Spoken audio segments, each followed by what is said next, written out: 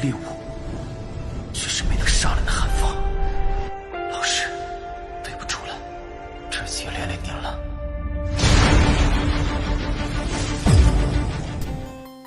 Hey, what's up guys? Selamat datang di Animasi Donghua Spoiler. Oke, bagi teman-teman yang baru join atau baru bergabung, jangan lupa klik tombol like-nya dan tombol subscribe-nya ya. Jangan lupa. Oke, sebelum kita memulai video ini, kita jangan lupa untuk seruput kopinya, kencangkan sabuk pengaman. Mari kita mulai.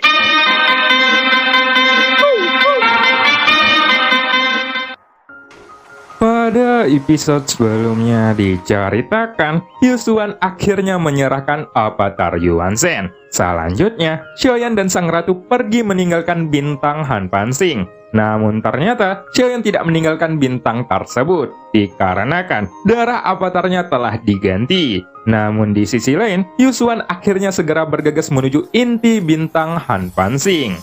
Dan scene pun berganti. Setelah sadar bahwa sang ratu mungkin sedang menunggunya di luar, tidak jauh dari bintang Han Pansing, Yusuan pun akhirnya menghentikan pembentukan darah emasnya dan mulai bergerak untuk mencari keberadaan sang ratu. Namun ternyata dia hanya berputar-putar di sana, dan Xiaoyan yang melihat ketololan Yusuan, dia hanya bisa menghalus dada dan mengucapkan kata kasar. Pada dasarnya, aku sangat yakin bahwa tidak ada aura yang kuat atau aneh di sekitar bintang ini. Padahal, aku sudah mencari ruang puluhan ribu kaki jauhnya. Bahkan, setelah aku berhati-hati untuk mencarinya, aku masih belum menemukan mereka, ucap Yusuan dengan sungguh-sungguh. Kemudian, Yusuan pun kembali menyusuri kehampaan di sekitar bintang Han Pansing, dan dia terus mencari tempat persembunyian yang memungkinkan. Kali ini, seperti yang diharapkan, sosok Yusuan melesat menuju tempat Xiaoyan berada. Dia semakin dekat dengan Xiaoyan, dan akhirnya Yusuan melesat melewati Xiaoyan dalam kehampaan, yang jaraknya kurang dari 10 kaki. Namun, Yusuan sepertinya tidak menyadari bahwa keberadaan Xiaoyan ada tepat di depannya. Tapi, apa yang dia lihat masih merupakan kehampaan yang tidak ada habisnya. Ketika melihat sosok Yusuan yang berhenti dari waktu ke waktu dan melihat ke kiri ke kanan sambil kebingungan, senyuman pun muncul di sudut mulut Xiaoyan. Ternyata benar, itu memang si aki-aki tolol, gumam Xiaoyan di dalam hatinya. Padahal, sebelumnya itu hanya tebakan Xiaoyan saja. Tapi, ketika melihat perilaku Yusuan yang telah dikonfirmasi lebih lanjut, pada awalnya Xiaoyan masih ragu-ragu. Tapi, Xiaoyan sudah memiliki 1 atau 2 jawaban di dalam benaknya. Pada saat ini, ketika mengetahui bahwa Xiaoyan mulai serius, sang ratu pun meliriknya dan bertanya. Ini sangat mirip dengan orang yang aku temui sebelumnya. Apakah kamu pernah mendengar tentang klan Cimi? Tanya sang ratu. Xiaoyan pun akhirnya mengangguk. Sebenarnya, dia tidak tahu banyak tentang klan Cimi ini. Dia hanya tahu bahwa mereka memiliki kekuatan yang kuat untuk merebut tubuh. Dan apa yang dia miliki juga merupakan kekuatan untuk merebut tubuh dari klan Cimi. Aku mengetahui beberapa hal. Mereka bertahan hidup dengan merebut tubuh. Dan target perebutan mereka adalah semua orang yang kuat dan berbakat, ucap Xiaoyan. Kamu memang benar, namun mereka seperti klan Yuan Shen. Beberapa makhluk kuat telah lama membencinya, dan sekarang mereka hampir tidak terlihat, ucap sang ratu sambil mengangguk. Kemakmuran mereka tampaknya dipaksakan untuk menurun, tapi tidak peduli apakah itu klan Yuan Shen atau klan Cimi, kemampuan mereka tampaknya sangat menentang langit, gumam Xiaoyan. Dengan tubuh fisik Yuan Shen yang kuat dan klan Cimi dengan kekuatan mengerikan untuk merebut tubuh yang sangat luar biasa, kemampuan yang kuat akan dengan cepat menjadikannya peringkat teratas. Tetapi, kemampuan seperti itu juga akan didambakan dan dihancurkan oleh dunia. Klan Yuan Shen diserang oleh dunia dan dimusnahkan. Tetapi, itu membuat Xiaoyan merasa aneh. Kekuatan untuk merebut tubuh dapat membuat sel pengendali mendapatkan seluruh kehidupannya, dan hampir tidak mungkin untuk menghapusnya.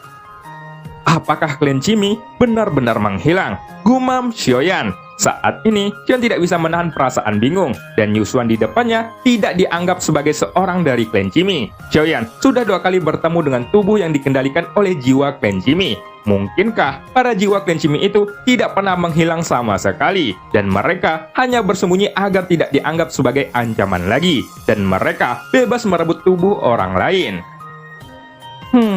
Di masa lalu, mereka merebut tubuh, kemudian digunakan sebagai tubuh avatar mereka. Tetapi, sekarang tubuh mereka sendiri telah diambil, dan yang tersisa hanyalah jiwa mereka. Namun, itu masih mewarisi ingatan dan kepribadian mereka. Dan kini, mereka diam-diam bersembunyi di antara ribuan makhluk, ucap sang ratu.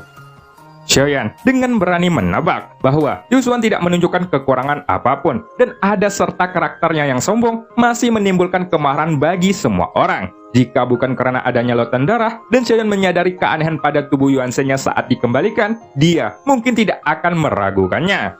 Tapi, Yusuan mau tidak mau harus merelakan tubuh yang datang kepadanya itu. Tentu saja, rencana awalnya tidak seperti ini, dan kondisi yang dia tawarkan masihlah sangat menggoda. Dia akan berdiri selama 10.000 tahun untuknya. Selama Xiaoyan setuju, dia bisa mendapatkan Xiaoyan secara terang-terangan. Dia sangat menginginkan darah sang dewa tertinggi yang merupakan tubuh dari Yuanzhen. Tapi, yang membuat Yusuan terkejut adalah Xion menolak bahkan tanpa ragu-ragu. Hal ini pun memaksa Yusuan untuk mengambil resiko membentuk kembali tubuh avatar Xiaoyan di urutan Panzone yang lebih rendah.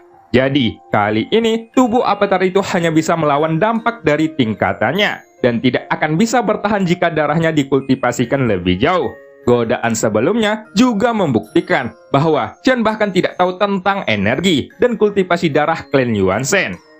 Itulah mengapa Yusuan berani menipu dengan begitu santai. Dia membuat perbedaan besar dengan yang kecil. Mungkin memang orang dengan kekuatan jiwa yang kuat memiliki jumlah tubuh avatar yang terbatas. Tetapi kekuatan dari klan Jimmy ini adalah mereka dapat mengambil tubuh avatar siapapun jika dia menginginkan. Namun, masih banyak yang belum mengetahui berapa batasan pada jumlah yang bisa dikendalikan, ucap sang ratu, dan Xiaoyan pun mengerutkan keningnya setelah mendengar ini. Jika tidak ada batasan jumlah, apakah mungkin mereka memiliki tubuh avatar yang tak terhitung jumlahnya? Tanya Xiaoyan. Menurut apa yang dikatakan oleh Si Jun, kekuatanku untuk merebut tubuh adalah milik klan Jimmy. Jadi, bisakah aku melakukan hal yang sama? Tanya Xiaoyan kembali. Setelah itu, Xion mengangkat alisnya. Jika dia benar-benar bisa memiliki tubuh avatar yang tak terhitung jumlahnya, maka dia bisa memiliki pasukan yang kuat. Dan semuanya dikendalikan oleh kesadaran Xiaoyan. Namun, meskipun Xion juga memiliki kekuatan untuk merebut tubuh dari klan Jimmy, kekuatan tubuh avatar yang dapat ia kendalikan tidak bisa melebihi terlalu banyak level. Jika tidak, dia tidak akan bisa berhasil merebut tubuh tersebut. Jadi, Xion masih tidak tahu bagaimana jiwa klan Jimmy itu melakukannya.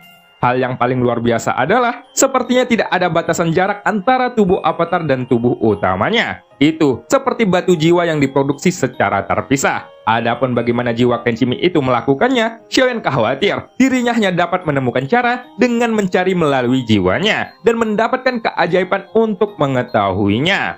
Meskipun Si Jun mendapatkan kekuatan untuk merebut tubuh dari klan Jimmy, jelas bahwa kemampuan klan tersebut lebih besar dari yang dibayangkan. Kemudian, jika Yusuan benar-benar sosok jiwa klan Jimmy yang memburunya, maka dia mungkin lebih kuat dari yang dibayangkan. Sementara Xion sedang berdiskusi dengan sang ratu, Yusuan tiba-tiba berhenti melihat kehampaan di sekitarnya, dan matanya mengungkapkan keanehan. Ini masih belum cukup. Ruang lingkup pencarianku masih harus bertambah. Aku dapat mencapai bintang Han Panxing hanya dalam beberapa tarikan napas. Jika sang ratu ingin bersembunyi, itu mungkin akan memakan waktu sedikit lebih lama. Bahkan, aku ingat bahwa dia langsung menjadi kilatan cahaya ketika pergi, gumam Yusuan. Setelah Yusuan mengatakan hal ini, matanya langsung beralih ke tempat si kelinci Bingyun berada. Matanya tidak memihak, dan dia memandang seolah-olah dia sedang menemukan Xiaoyan di matanya. Pada saat berikutnya, sosok Yusuan pun bergerak menginjak kehampaan dan membuat ledakan suara yang cukup keras. Lalu, sosoknya langsung melesat untuk menerjang ke arah Xiaoyan. Xiaoyan yang berada di jalan juga melihat ke arah Yusuan yang datang menghampirinya. Namun, ketika dia ingin bertindak, sang ratu malah menggelengkan kepalanya. Pada saat ini, terlihat bahwa sosok Yusuan semakin dekat dan suara gemuruhnya menjadi lebih intens. Bahkan, mungkin hanya ledakan keras yang terdengar. Dan pada saat Yusuan mendekat, si kelinci bingung sedikit bergerak menjauh, sehingga Yusuan hanya meraung melewatinya. Mungkinkah dia mengingat jejak jiwa yang aku tinggalkan? Dan apakah dia hanya mencariku? Gumam Xiaoyan. Sebelum Xiaoyan benar-benar yakin, dia masih meragukan dengan apa yang dilakukan Yusuan.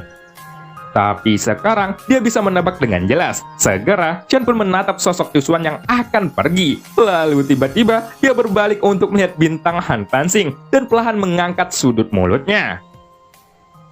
Dia sangat berhati-hati, dan tampaknya dia berpikir bahwa darah para dewa di sana sudah habis. Tapi karena dia sangat pintar, lebih baik aku mengikuti permainannya, ucap Xiaoyan sambil tersenyum.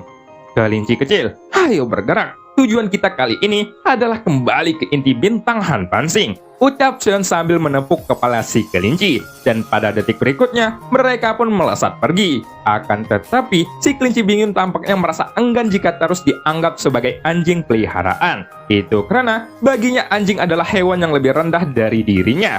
Tapi untuk sekarang, dia hanya bisa mengikuti perintah Xiaoyan. Melewati permukaan yang telah berubah menjadi lautan luas, Xiaoyan pun datang ke inti bintang Han Pansing dengan kecepatan yang sangat mengerikan. Dan yang menarik perhatian Xiaoyan adalah bukan lagi genangan darah Yuan Shen yang tercipta di bawah. Pada saat ini, lautan darah itu sudah berubah menjadi bola darah emas yang sangat besar. Dan itu melayang di tengah bintang tanpa gangguan. Ketika melihat bola darah emas ini, meskipun Xiaoyan sendiri bukanlah berasal dari darah Yuan Shen, gelombang energi dan darah yang memancar darinya juga membuat darah Xiaoyan mendidih untuk sementara waktu, dan cahaya panas pun keluar dari matanya.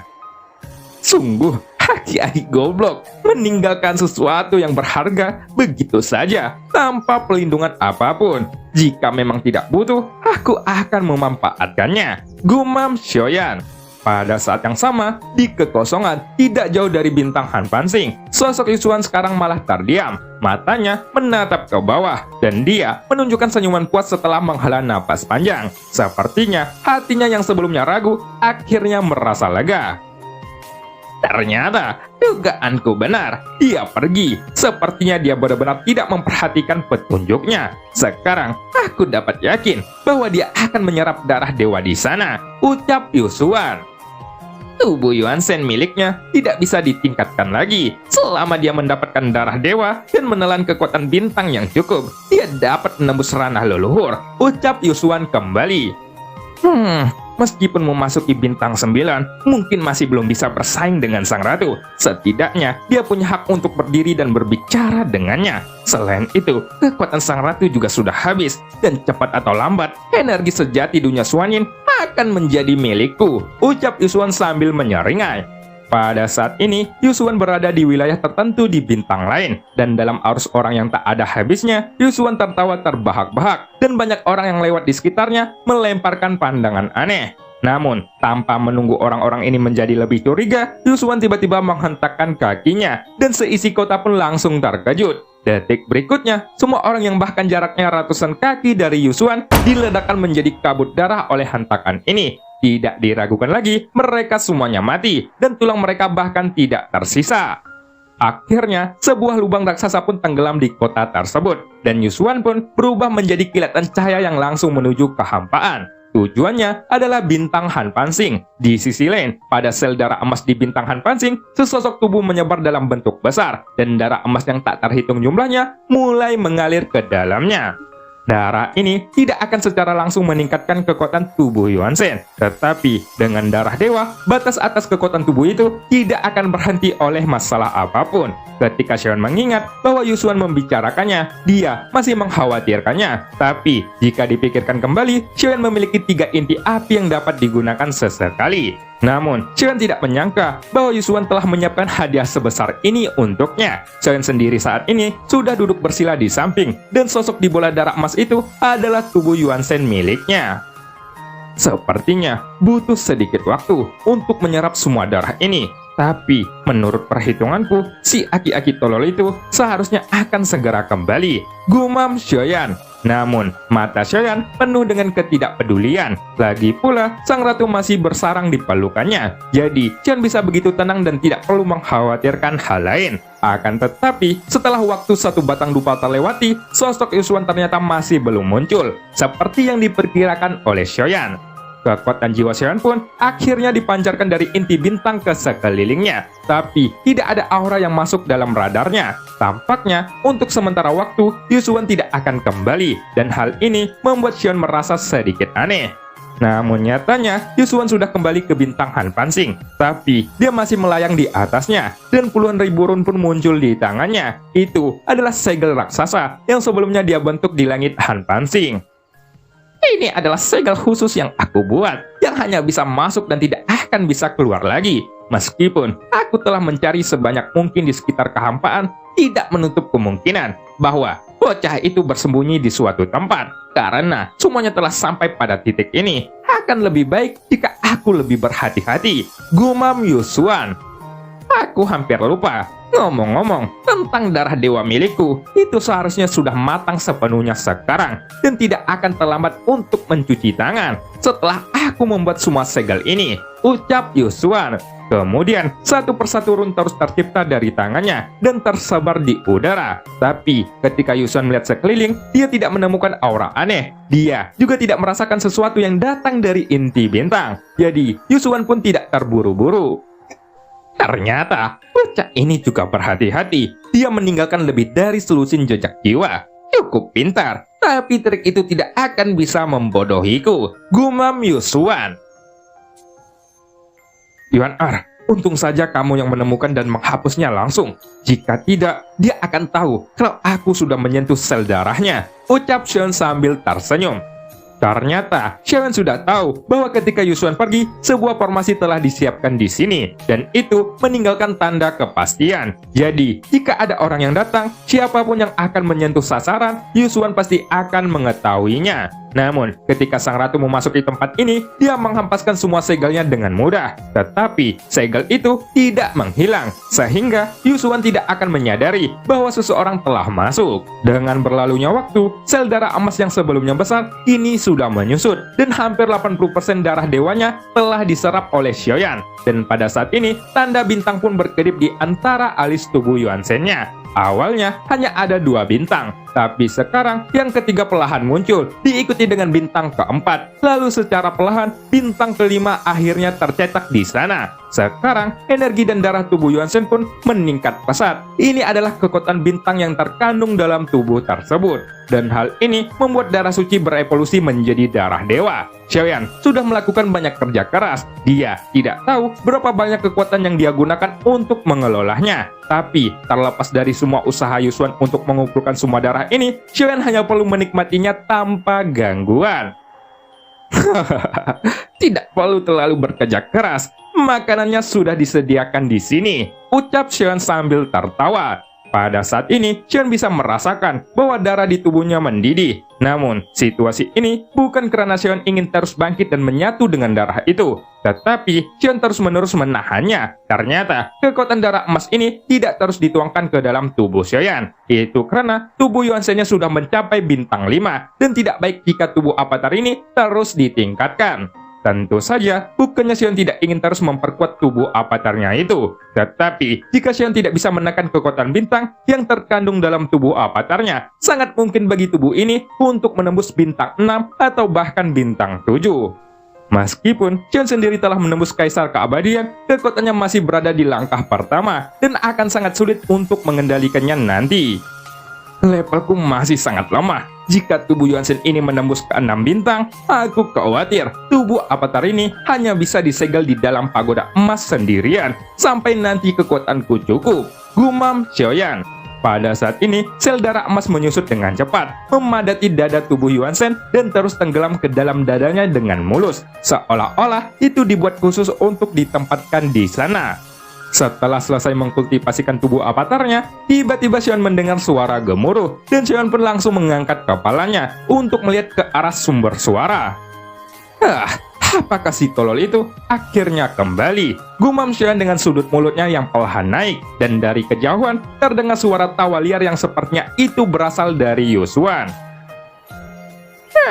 Ketika aku menerobos ranah leluhur, tubuh Yuan Shen-ku tak terkalahkan, dan aku dapat menekan sang ratu saat itu. Sang ratu hanya bisa pasrah ketika bajunya aku lepas. Ucap Yusuan yang sosoknya entah di mana dalam jarak ribuan kaki jauhnya.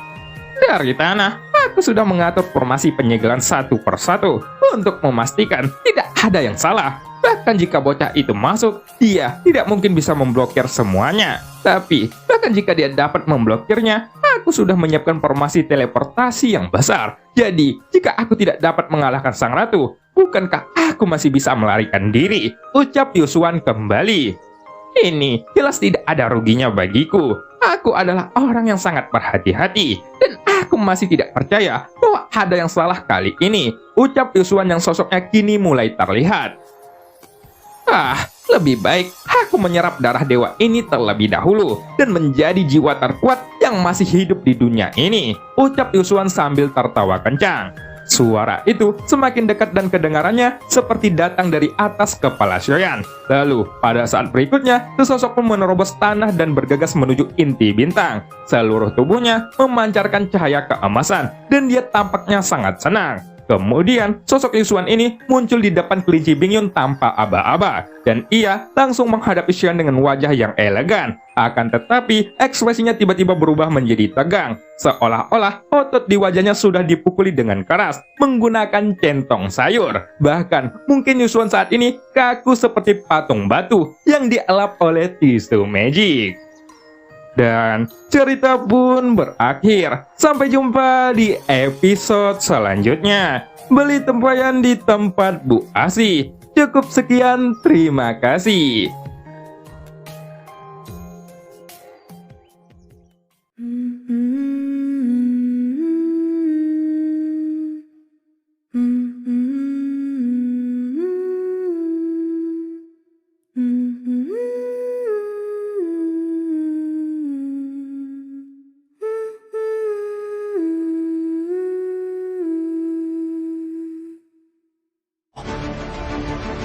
一旦被他们锁定了位置，我们俩都会性命堪忧。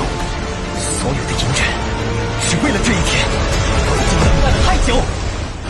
今天若是你能够安然无恙地走下擂台，萧炎从此不再踏进迦南学院半步。他迟早会发现的。既然如此，就给他一个惊喜吧。今天他不会让你们两人彻底的闭上嘴。就算他还活着，你们之间也绝不可能。